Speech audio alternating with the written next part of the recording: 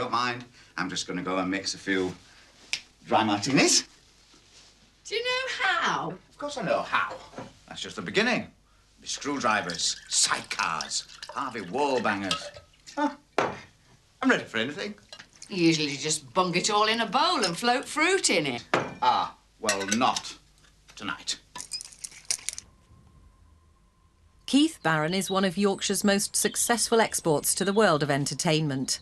Today he has two homes, one in London, the other in Cornwall, but only ever harboured one ambition, to act.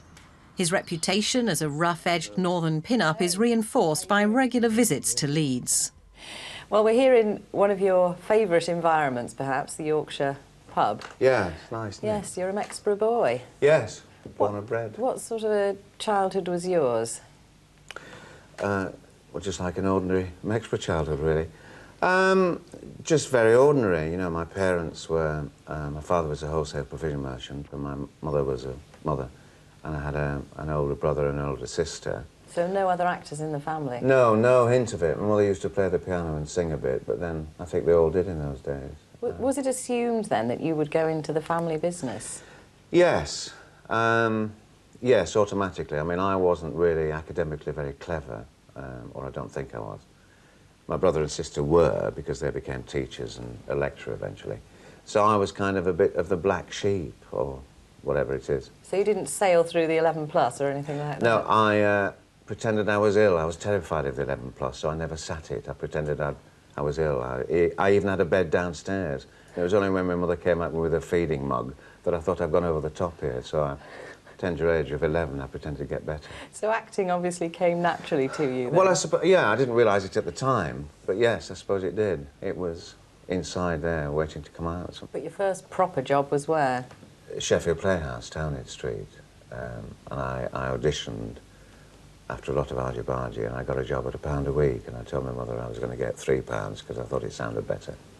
And it was funny, from the moment I walked into that building, I knew that's exactly where I wanted to be. And you've really never looked back, in a sense. I've been very lucky, yeah. Of course, one thing that happened to you during that period of time was that you met and married your wife, Mary. Yes, she was a scenic artist there, and yes, we did meet and eventually got married and had a furnished flat there. And so it's gone on. Was it a really sort of free and easy time for you, that period of time in your life? It was a very I often think it was the best time, a very concentrated time. You, like, worked 26 hours a day. You didn't have a mortgage, you didn't have kids. We used to have 3 viral jars, one for rent, one for rates, and one for electricity. We never had any money, but you didn't want any money because you would just work, work, work. It was invaluable experience. But you didn't stay there for so long, did you? I stayed there about 4 years. I eventually became what they called then leading man, which meant I did all the parts, and I was always 38. I used to have a special wig that was... every leading part was 38, even though I was about 24 at the time. I'm still 38, really. And I stayed there for 4 years, and then I started getting letters from agents, and a casting director was doing This Sporting Life, and she wanted northern would-be rugby players. And if I was going to get the film, I would have to leave. So, in fact, I left. I didn't get the film, but I had left, and I went to London. So you went to London. There was a period of time at the Bristol Old Vic. Yes. And then, of course, your first television, which I suppose was very important to you. Yes, it was funny, really. I went to Bristol Old Vic because there was an actor's strike, and I got out of the way there and did a few shows.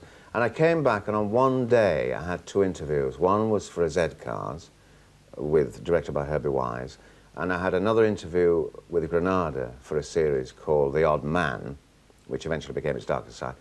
And I got both jobs on that one day, which I suppose that's what they call the luck of the draw. Or the... Fantastic yeah, break. It was amazing. It was amazing. Well, of course, so many actors did actually enter the wonderful world of television through this open door of Z-Cars, and I think we should go for a walk in a moment. But first of all, let's just remind ourselves of one of your performances in Z-Cars. Z-Cars, right.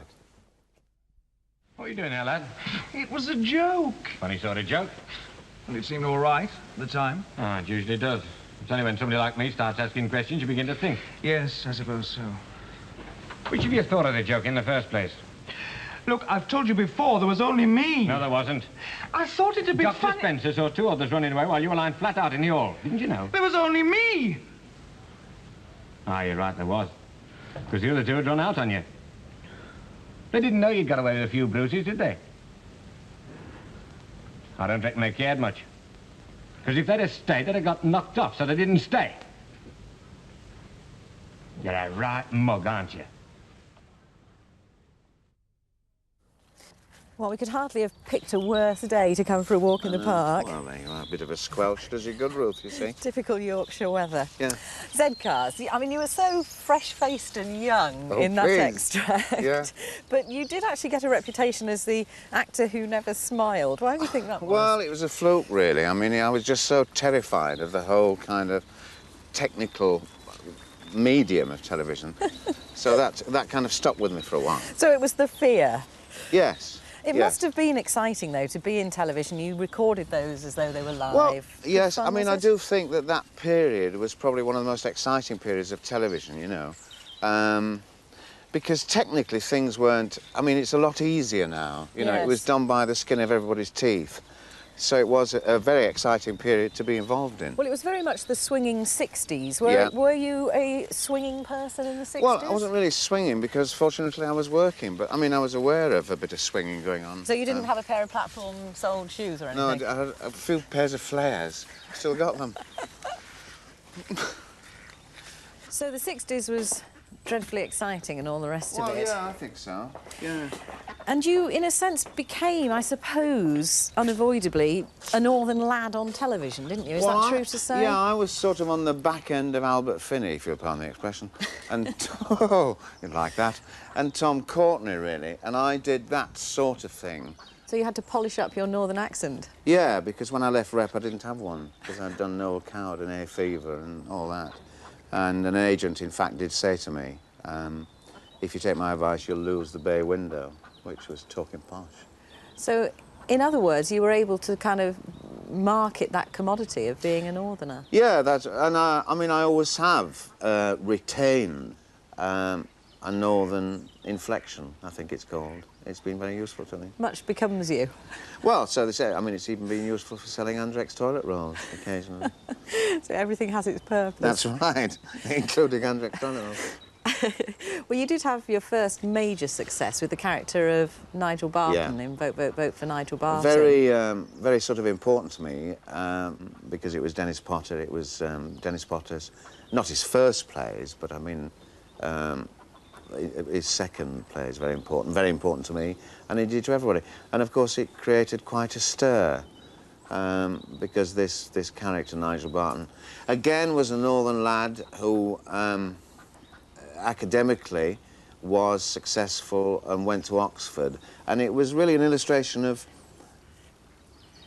I'm not reluctant to say this. There was a lot of northern put down in it. You know how in the north people don't want them to get big-headed. And that was Nigel Barton, really. And it was the skill of Dennis Potter as a writer, brilliant. of course, I mean, achieving that. A glittering writer.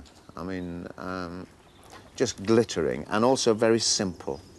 I mean, in stand-up Nigel Barton, his illustration of the school system, the fear of school at that particular period, this horrendous school teacher, he explained so simply and I think so succinctly. It was a very controversial play, though, wasn't it? Why was that? Well, why was it so controversial? Well, Dennis, in fact, had stood as a Labour candidate, so it was to do with his own life. And I mean, it was very kind of frank and brutal about the political system in England, which I think to a certain extent still applies. I mean, I arrogantly, apart from not talking about the repeats, I think it could be shown really every year. People still remember it, don't they? People still remember it, yeah, which is great. As you know, if they remember it 25 years ago, television, that's a great thing. Well, before we go back indoors, I think we should remind ourselves of the character of Nigel Barton and see you addressing an annual dinner talking about your father, the unemployed miner. Yeah, the dying miner. And if he coughs now and again. If he spits against the hot bars of the grate and makes them sizzle now and again. If he's got the rattle of coal dust in his chest. Well, it doesn't really matter very much, does it, folks? He can get into the local cinema, half price, Monday and Wednesday afternoon. And it doesn't matter very much if 1.5 million old-age pensioners have to apply for the national assistance in order to live a reasonably decent life. We in Britain have got cricks in our necks from looking backward over our shoulders at the alleged glories of the past. For God's sake, let's try and be honest. Just for once. Or do we have to sell our party politics like the 14th brand of dog food now in the market? Keith, this is the house where you often stay when you're actually working in Yorkshire. Yeah, it belongs to a friend of mine. Yes. To return to Nigel Barton just for a second, there he is, a miner's son. You yourself were born and raised in Mexborough, in the heart of the mining community in Yorkshire. That's right, yeah. Are you a political animal? No, not really. No, I mean, I think they're all a load of rubbish, really. That's quite surprising in a way. Yes, I suppose it is, but then, I mean, I'm an actor, aren't I, really? I mean, and I think, going on about Nigel Barton, that I think at the time they probably assumed that I would be rabid or whatever the word is, but no. No particular feelings? Sitting on the fence, I think it's called. Now, you did move to London, inevitably, I suppose, in the course of your career. From Sheffield, yes. Yes, was that a big change for you? Well, it was, but I mean, at that particular time, you know, you were really told or you believed that the place to be was London. That's where all the work came from. So obviously I had to move there. I never really wanted to go because I love the north, but I did, and it was a great kind of shock, really, because I mean, I'd only been about a couple of times on a weekend. Nevertheless, you did settle there with your wife Mary, yes. And you had a son, Jamie. Yes, we did, and we lived in Twickenham at that time, which was really nice. You also had some very good parts. Lucky Jim, obviously the Kingsley Amis character, yes. being one of them. Yeah, that came after Nigel Barton. I always attempt to top things as far as you can top things. Well, Lucky Jim was certainly a very appealing character, kind of naughty but nice, really. Naughty but nice, story of my life. Yes, naughty but nice, yeah. You do seem to have a knack for playing these parts of, if you like, a man of the times, don't you? Naughty parts, you mean? Yes, I suppose so. I don't know why. I mean, being an actor, I always think it's difficult because you never know what you are. It's only what other people think you are. And, as you know, you have to be asked to play parts. And you can't argue. If they see you as something, if you read it and you want to do it, you do it. One thing, of course, that you have been several times and were for the first time in the play Telford's Change was The Other Man. Oh, yeah, I did a lot of The Other Man. I got quite bored with it eventually. You take to it? Oh, yes, I quite liked it. I always think it's more interesting to be the other man than the man. You know, in the same way that it's better to play baddies than heroes. I think baddies are more interesting. Putting aside change in your professional career, you actually did take a huge plunge and change your personal life a lot with a move to Cornwall in the middle of all this success. We did it around the same time as Telford's Change and Prince Regent. And with work coming out of my ears, we did move to Cornwall. And in fact, we opened a restaurant. So, in a sense, just at the time when your career was at its peak, you went to Cornwall. Yeah, I mean, somebody once said that, have you ever thought that you're self-destructive? I mean, I don't think I am particularly, but I do like change, and I work a lot on instinct. And I think, and it's a very easy thing to say, but I think if your instinct suggests to you to do something, I think if you can do it, you should, because the worst thing in life you can ever say is, if only we'd done that. That's awful. So I've been very lucky, and I've always tried to do what my instinct said, right? Because then you've only got yourself to blame, really, if it goes wrong. So Keith Barron, the actor, became Keith Barron, the restaurateur? Well, yeah, I mean, I never stopped working. I did turn a lot down, but yes, that's what we did. And I wanted at that time to spend less time in London. And we had this balmy idea to open a restaurant, which in fact proved to be very successful, desperately hard work. And we got into the Good Food Guide and the Michelin Guide in 3.5 years. And Mary, she was brilliant. I mean, she was responsible for all the cooking and everything. And we did English food, basically, but old recipes and everything fresh. What did you do? I kind of wandered about saying, hello, nice to see you, would you like to take anything off? Which, it was a great study in psychology. I loved dealing with people on that level.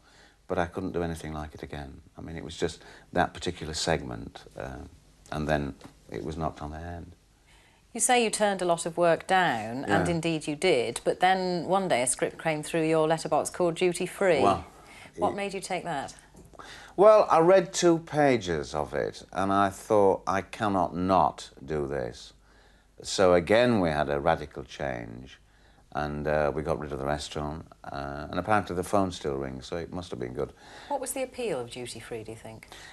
I think it was excellent writing on the part of Eric Chappell and Jean Waugh, which I always think is the secret of any success.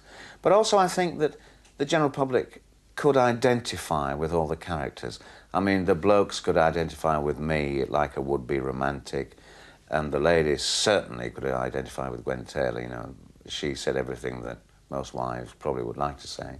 And everyone went on holiday to Spain? Everybody at that time particularly went on holiday to Spain, and there was always somebody like Joanna Van Geisingham and Neil Stacey lurking under the balcony underneath. Now, we saw a little bit of Duty Free at the beginning of the programme, and I think it's only fair that we should now take another quick look at you, once again locked in that eternal triangle between your wife Amy and your amour, Linda. Right, ole, hola and obrigado. Right. Where shall we go?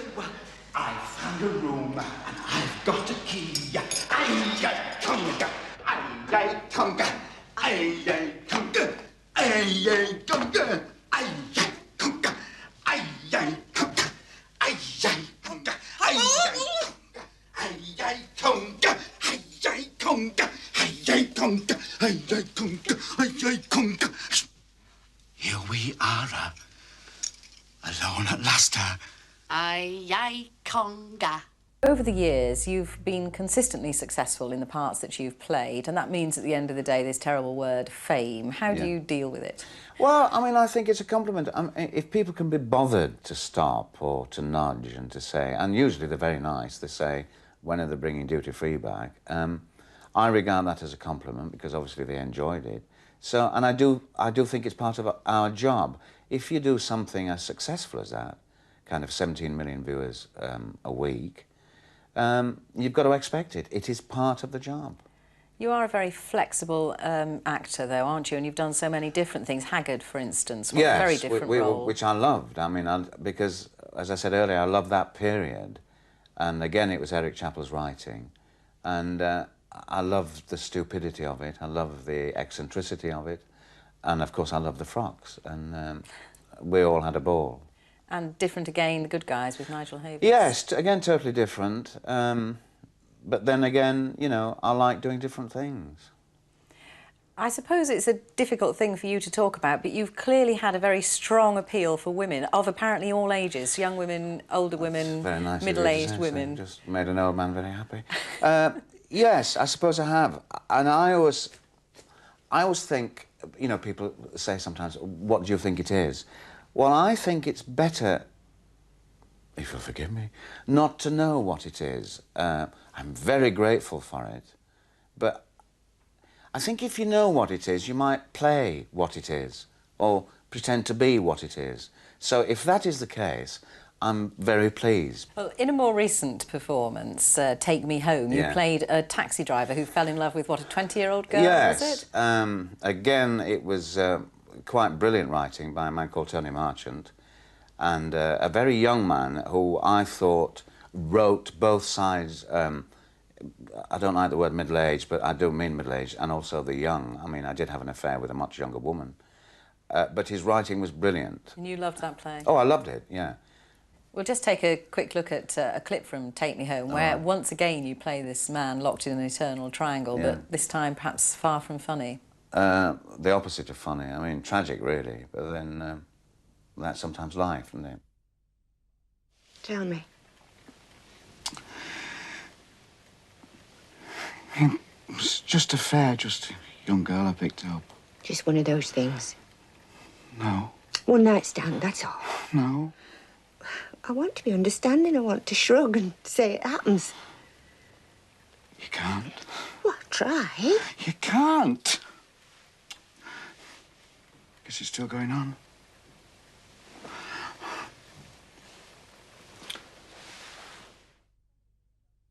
For somebody who's done so much already, what are your remaining ambitions? Well, obviously to keep on working, but I suppose I'd really like to do an Alan Bennett script. I mean, I've never had that opportunity, but I do admire his writing so much, and I would really like to do that, and probably, preferably with Thora Hird, a film I'm a great admirer. Well, Alan Bennett and Thora Hird are both very clearly identified with the North. Yes. Would you say you are still as yes, well? I think I am. I mean, I've always used it in a way professionally, as indeed Thora has, really. And yes, I still have a great affinity with the North. One of the great advantages you've had in your life is that you've had a very long and very successful marriage, which is unusual in show business. Indeed it is, yeah. And now you're going to say, what's the secret? I don't really know. I think it's important to have a sense of humour on both sides, or almost everywhere, and also to be able to talk and to sort things out. And indeed, really have a really good row, if necessary, but to sort things out along the way. And also, you've got to be connected with somebody who's got a lot of understanding about this very peculiar business that we're in. Jamie, your son, is how old now? He's 27, and he's also in this business. He's an actor and a singer, which is funny, because he's really doing what I wanted to do. I love musicals, but I can't sing. He can. So you're happy to see him in the business? Well, I mean, he's been surrounded by it since he was a child, and he's obviously picked up, you know, all the pitfalls of it and what's wrong with it, and also what's right with it and what's exciting about it. And, you know, once he'd made up his own mind, I'd like to have a go, well, have a go. You were saying that you're a person who's not afraid of change. What would you say was your philosophy on life, if you like? How do you approach life now? I like working really hard, and I think in this business, I think it's all to do with work. I mean, I don't think I could be in this business if I didn't have the good fortune to work a lot. But now, I love working hard, and then I'm very good at doing absolutely nothing for a couple of days. It seems to me that you're a person who likes to be nice to and about everybody. Is that a decision that you've made? No, not really. I can be terrible. I can be terrible. Under what circumstances? About people. I'm not at all proud of it, but again, it's what I call instinct. There are certain people, very few, but there are certain people that I can take an instant dislike and mistrust of, and it's awful, and there's nothing I can do about it. I can say I can be pleasant, but underneath it, as I say, I'm not proud of it, but I am usually right. So there could be a time bomb ticking away there? Yeah, I suppose, yeah. I mean, I'm a bit intolerant, I suppose. So at the end of the day, a fitting epitaph for you might be naughty but nice. Naughty but nice, I think it's quite good. Or nice but naughty, really. Yeah.